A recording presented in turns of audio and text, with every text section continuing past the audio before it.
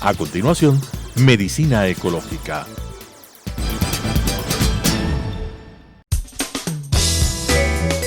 Clasificación A. Apto para todo público.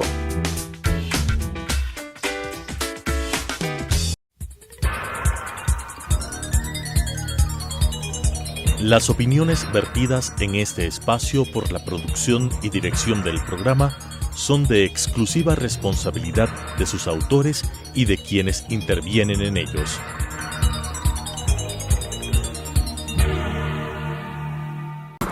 Telesucesos Canal 29 UHF presenta Medicina Ecológica, un nuevo enfoque de la salud pública diseñado especialmente para mejorar la salud de todos los habitantes en armonía con la naturaleza.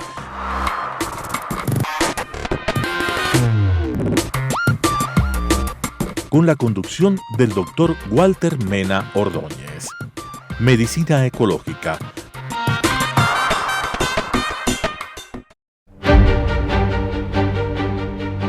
Hidalgo e Hidalgo. Ingeniería, construcción, mantenimiento y administración de infraestructura con excelencia, oportunidad y responsabilidad social, con elevados estándares de calidad, la preservación del medio ambiente, seguridad y la salud ocupacional, lo que nos ha permitido ser reconocidos como una empresa constructora líder en el mercado nacional e internacional, con excelencia en su modelo de gestión y procesos de innovación, mejorando la calidad de vida de sus trabajadores y generando bienestar a la sociedad. Hidalgo e Hidalgo, construyendo contigo el Ecuador desde hace más de medio siglo. Medicina Ecológica. Amigos televidentes, es una enorme satisfacción continuar con nuestro programa Medicina Ecológica hacia un nuevo enfoque de la salud pública. En esta vez, como en otras oportunidades, tenemos el gusto de tener como invitado a el doctor Hugo Novoa. Él es coordinador del 9º Congreso por la Salud y la Vida y también un investigador permanente de la salud pública, sobre todo de la salud pública relacionada con la población más necesitada de nuestro país. En realidad es un placer conversar con Hugo sobre un tema de palpitante actualidad, de eterna actualidad, diría yo, las parteras. Y el Congreso, el 9º Congreso por la Salud y la Vida, se denomina justamente Emperatriz, Plácida y Juan, por 3 parteras extraordinarias que han existido en nuestro país, siguen existiendo y van a existir realmente por toda la vida. Yo quisiera que comencemos con esto, mi estimado Hugo, bienvenido a nuestro programa. Es decir, un ligero perfil de estas personas valiosas, importantes, amorosas, ¿no es cierto?, que practicaron el arte de traer al mundo, de traernos al mundo realmente, ¿no? Ellas son Emperatriz, Plácida, Juana. ¿Qué nos puedes decir de ellas? Muchísimas gracias, Walter, en primer lugar por invitarme nuevamente a tu programa Medicina Ecológica. Con mucho gusto, yo creo que ya soy casi parte de la casa, creo que ya eres parte del programa Medicina Ecológica. Que he venido contigo. Sí, primero quisiera aclarar que no soy yo el coordinador de los congresos por la salud y la vida en resistencia y permanente, sino que hay un colectivo de diferentes personas, hombres y mujeres muy valiosos que forman parte de ese colectivo. Yo soy solo uno más de ellos, ¿no? Bueno, nuestro amigo es muy modesto, ciertamente, pero él es una de las figuras centrales en la coordinación, dejémoslo así. Y de hecho estamos este año 2023 en la 9ª edición de esos congresos por la salud en la vida en resistencia y permanente, que abreviando le llamamos COSAVI-RP, son las siglas, ¿no? Es el 5º que organizamos desde activistas por la salud y la vida, desde organizaciones sociales, porque los 4 primeros los organizaron entidades estatales como el Consejo Nacional de Salud y el Ministerio de Salud Pública. En esta 9ª edición de este año 2023, decidimos no escoger un personaje individual como había sido los años anteriores para homenajear, sino que se decidió optar por 3 personajes. Las 3 son distintas. Las 2 primeras son parteras. Emperatriz Arroyo, una partera afroecuatoriana de Esmeraldas, del norte de Esmeraldas. Ya después me voy a referir un poco a cada una de ellas. La segunda es una partera de la sierra, en cambio, de la sierra, que es María Plácida Rodríguez, conocida como la Venadita. Ya vamos a contar alguna historia. Uno de los personajes que le rescató a ella su imagen, su historia, es una importante dramaturga y actriz argentina y ecuatoriana también, Susana Pautazo, y quien interpretó a la Venadita también fue otra gran actriz ecuatoriana, Juana Guarderas. Y el tercero no es precisamente una partera. Juana Miranda es un personaje interesantísimo en la historia de la salud pública nacional. Ella viene además de una familia de próceres de la independencia, porque fue su abuelo, fue Francisco de Miranda, el prócer de la independencia latinoamericana. Y su familia se establece aquí, se establece en el Ecuador, en Quito. Juana Guarderas, su vida transcurre a finales del siglo XIX y comienzos del siglo XX, un personaje muy cercano a García Moreno. Bueno, he hecho primero una breve referencia, pero tal vez referirme un poco más a cada uno de ellos por separado. Un poco más acá a la emperatriz de Esmeraldas, pongamos. ¿Qué nos puedes decir de ella? Lo que primero diría es que ella es una partera como posiblemente muchas otras parteras, cientos, miles de parteras a lo largo de la historia, en la Amazonía, en la sierra, en la costa. Y ella una partera muy importante que vivió en una comunidad del norte, en San José de Cayapas, del norte de Esmeraldas.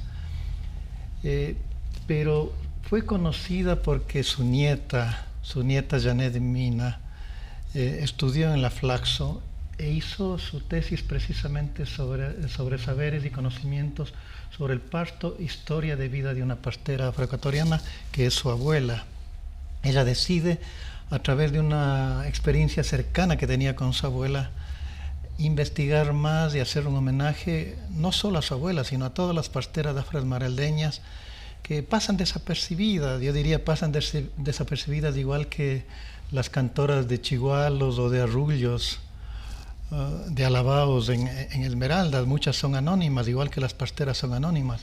Pero Janet Mina plasma en su tesis y en un libro la vida de su abuela, que no solo fue partera, como muchas parteras son también curanderas, saben del uso de la herbolaria, conocen las plantas, las hierbas medicinales.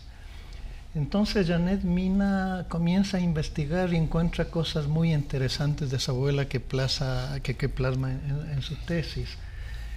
Aquí es difícil leer algunos textos, en la radio es más fácil leer algunos textos, pero en el resumen que hace Janet Mina de su abuela, de Emperatriz Arroyo, no solo se refiere a ella en concreto, sino que comienza a analizar el contexto cultural de lo que es el pueblo afrodescendiente en el Ecuador, en Esmeraldas, toda esa marginación que ha tenido frente a las posibilidades de desarrollo.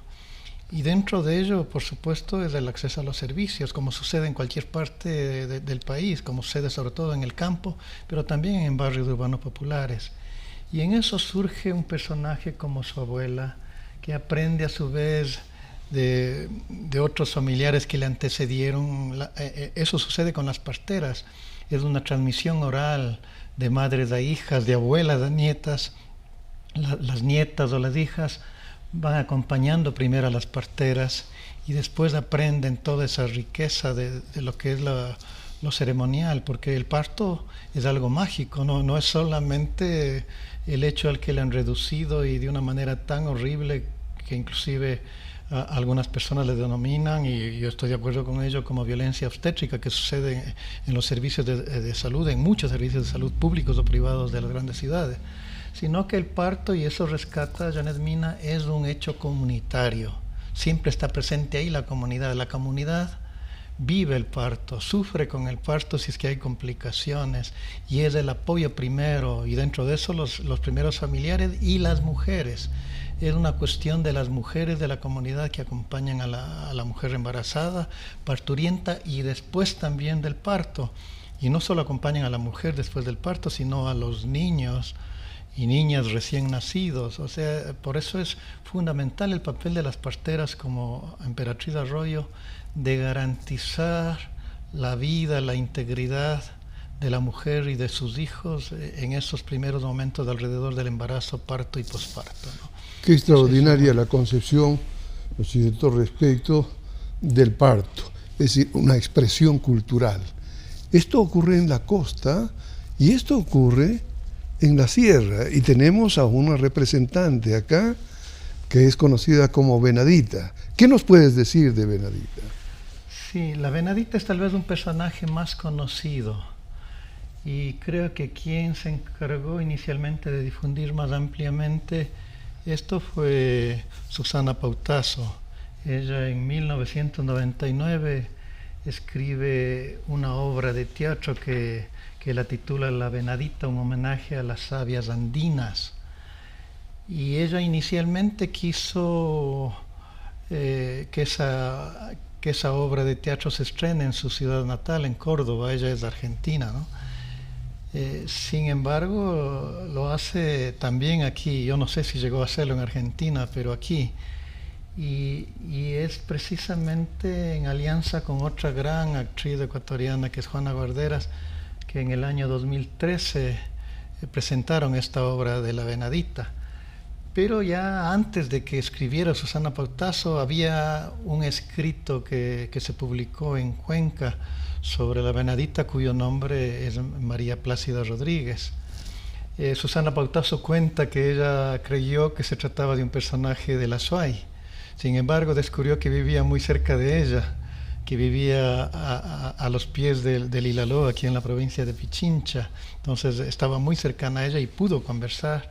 Igual que también pudieron conversar algunas personas que después hicieron un libro con la historia de la Venadita de María Plácida Rodríguez. Ellas son Dora Quintero y es Claude Roulette también, que escriben La Venadita, vida de María Plácida Rodríguez, partera y curandera de los Andes ecuatorianos. Es decir, sobre la Venadita ya hay más antecedentes, tanto en un texto o varios textos, porque hay primero uno que se publicó en Cuenca, después de este otro libro que es más reciente, del 2006, es decir, después de que ya había escrito su obra de teatro Susana Pautasso. Y claro, ahora Juana Guarderas, que interpretó a la Venadita, se siente tan identificada con el personaje que ella dice: me encarné porque también me representa, y no solo me representa a mí, sino a mi padre, que fue el fundador del Patio de las Comedias. Dice, porque le siento tan cerca de mí y quisiera que ojalá otra mujer del teatro herede ese personaje que yo lo heredé a su vez de Susana Pautasso. Y por supuesto Susana heredó de la original Venadita, que es María Plácida Rodríguez. Ella vivió entonces en las faldas del Ilaló. De pronto, digo yo, está vinculada a la comunidad Glatoya o a las comunidades indígenas de esa zona.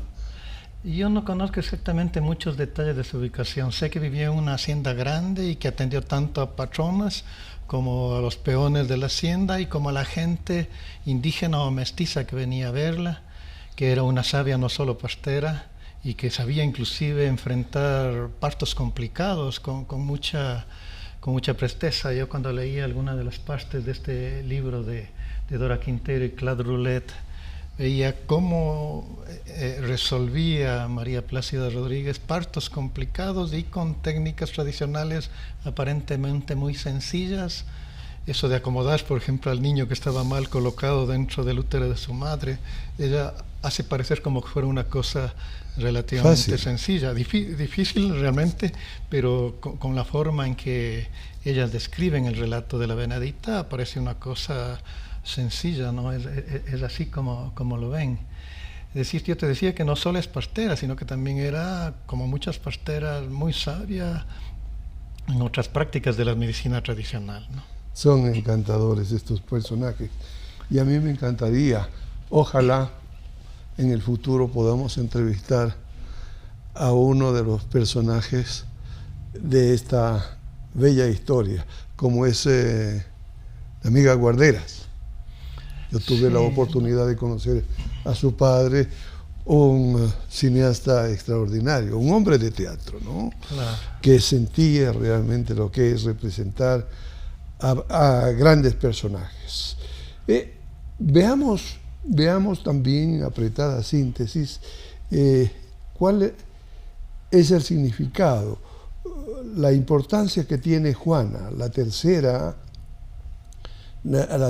personalidad que da el nombre al 9º Congreso por la Salud y la Vida. Juana, ¿quién es Juana?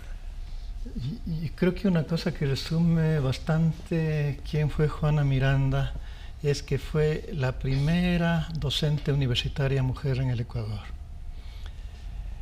Hubo invitadas en el tiempo de García Moreno, y Juana Guarderas fue una mimada de García Moreno, que trabajó en el Hospital San Juan de Dios. Se dio cuenta que García Moreno con frecuencia pasaba visitando el Hospital San Juan de Dios y le visitaba especialmente a Juana Miranda.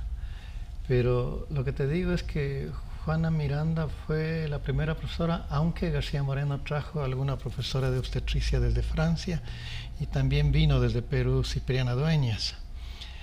Pero diríamos, de nuestro territorio, la primera docente fue Juana Miranda, y fue profesora de Isidro Ayora. Ella enseñó obstetricia a los médicos que se formaban en la Universidad Central del Ecuador.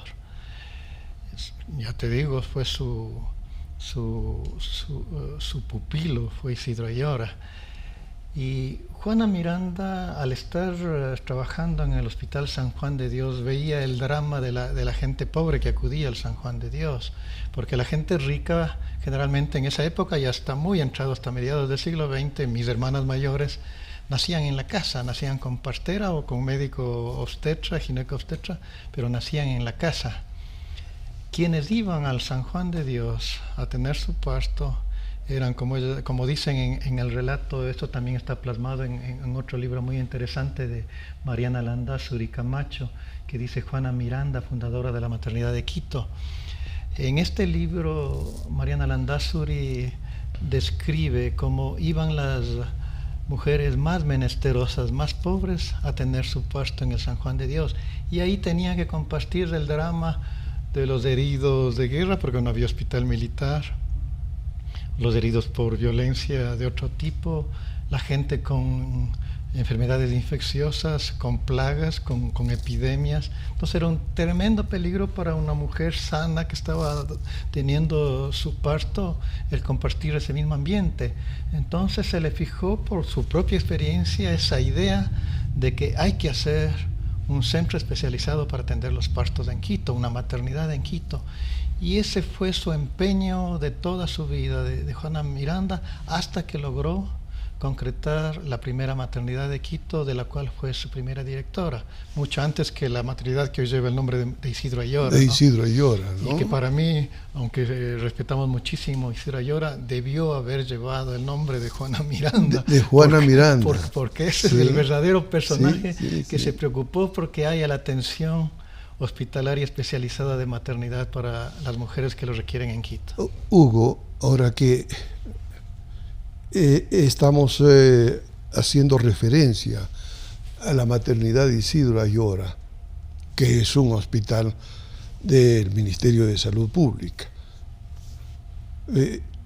¿Cómo ves tú, con una persona realmente que ha hecho investigación en salud pública, ¿cómo ves tú que el Ministerio de Salud Pública ha ido recogiendo estas maravillosas enseñanzas de las parteras? ¿Y cómo se expresa, digamos, en el programa de parteras que entiendo tiene el Ministerio de Salud Pública?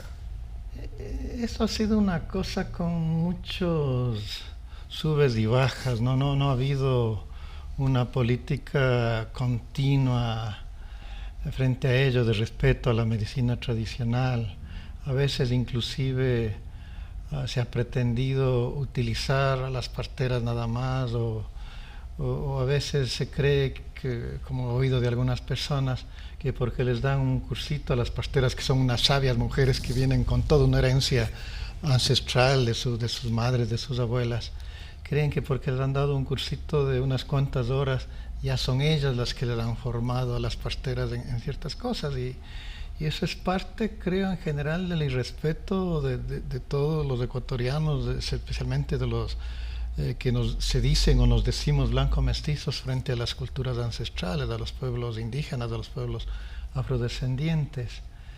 Entonces siempre ha estado sesgado por eso, a mi criterio, ese es solamente mi criterio, todos los intentos que ha hecho. Sin embargo, claro, ha habido en la trayectoria del Ministerio de Salud Pública, que se funda en el año 1967, muchos intentos y mucha gente valiosa que se ha comprometido con ello. Yo personalmente conocí a muchas de ellas, médicos o médicas, enfermeras, obstetrices que estuvieron a cargo, responsables de los programas de parteras tradicionales.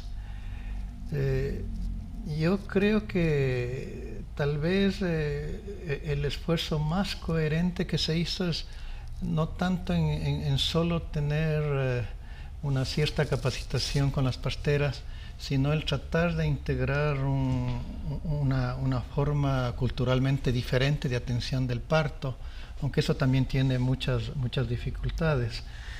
Y eso lo hacían a través del parto culturalmente adaptado, que en algunos casos se vio también como parto humanizado, porque el parto tradicional es bastante humanizado, diferente del parto con violencia obstétrica que muchas veces se plasmó en los servicios públicos. ¿Cuál sería tu mensaje en este sentido para el Ministerio de Salud, para las autoridades de salud en general en el país?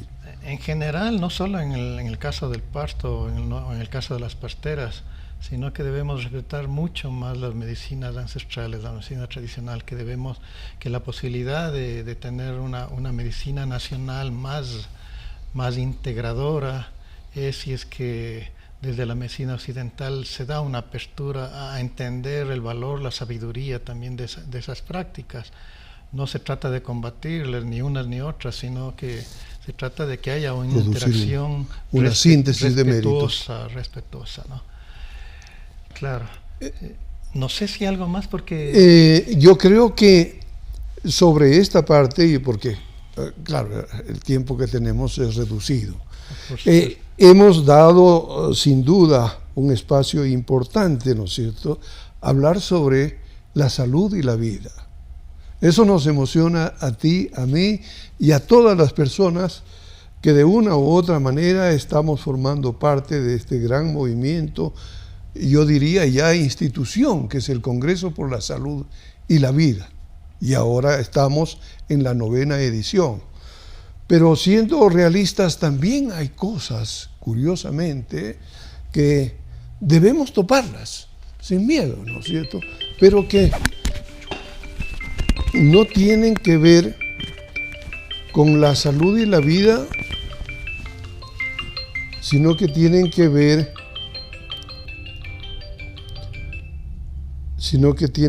desgraciadamente con la enfermedad y la muerte. Hago esta introducción porque hemos visto en estos últimos días una especie de tendencia, ¿no es cierto?, a legislar o a decretar la tenencia de armas, el porte y tenencia de armas, a legislar. Hay un decreto, entiendo, sobre fomentar el alcohol, el tabaco. Ya nos están indicando que se nos terminó el tiempo, pero sí tenemos 1 o 2 minutos que podemos conversar sobre esto, que no es salud y vida, sino enfermedad y muerte. Bien que topas, algunos miembros del Congreso por la Salud y la Vida, junto con otras personas de organizaciones, estamos tratando de hacer una acción de protección para que se derogue un decreto previo al 707, que es sobre el porte de armas. Ya en enero de este año hubo otro decreto, el 645, que bajó drásticamente los impuestos impuestos a consumo especial a las armas de fuego de 300 a 30%, de los cigarrillos electrónicos y dispositivos de nicotina del 150 a 50%, y bajó también otros impuestos a otros productos de tabaco, alcohol, fundas plásticas y bebidas azucaradas como las colas, las gaseosas. Eso es atentatorio totalmente contra la salud. Yo creo que eso, conjuntamente con el nuevo decreto 707 de 1 de abril, va a crear, aparte de graves daños a la salud, sobre todo enfermedades no transmisibles, un clima de mayor violencia. Ya en otros países se ha estudiado eso. Cuando haya libre acceso a armas, aumenta la posibilidad de suicidios y homicidios, aumenta la violencia doméstica y los feminicidios en los hogares, aumenta los accidentes por armas, accidentes mortales muchos de ellos, y aumenta también la posibilidad de que haya tiroteos masivos, como ha sucedido frecuentemente en Estados Unidos, en escuelas, en supermercados, en lugares concurridos. Eso lamentablemente es lo que está ocurriendo o es el riesgo con estos dos decretos, el 645 y el 707. Gracias, Hugo, por tus importantes apreciaciones respecto de estos decretos ejecutivos sobre los cuales se está hablando mucho en este momento y resultan peligrosos para la salud y la vida de las personas. Es decir, en forma paradójica y desgraciadamente promueven la enfermedad y la muerte. Con esto terminamos nuestro programa, amigos televidentes. Gracias por su sintonía. A ti, Hugo, muchísimas gracias por tus excelentes criterios, y a nuestros auspiciadores Hidalgo. Gracias y hasta la próxima oportunidad. Medicina ecológica.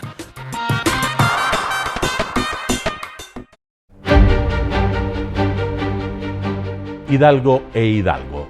Ingeniería, construcción, mantenimiento y administración de infraestructura con excelencia, oportunidad y responsabilidad social, con elevados estándares de calidad, la preservación del medio ambiente, seguridad y la salud ocupacional, lo que nos ha permitido ser reconocidos como una empresa constructora líder en el mercado nacional e internacional, con excelencia en su modelo de gestión y procesos de innovación, mejorando la calidad de vida de sus trabajadores y generando bienestar a la sociedad. Hidalgo e Hidalgo, construyendo contigo el Ecuador desde hace más de medio siglo.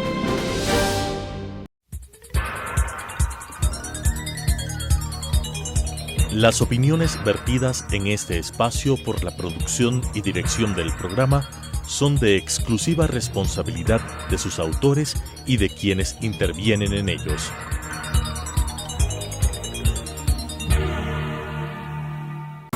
Telesucesos Canal 29 UHF presentó Medicina Ecológica, un nuevo enfoque de la salud pública diseñado especialmente para mejorar la salud de todos los habitantes en armonía con la naturaleza.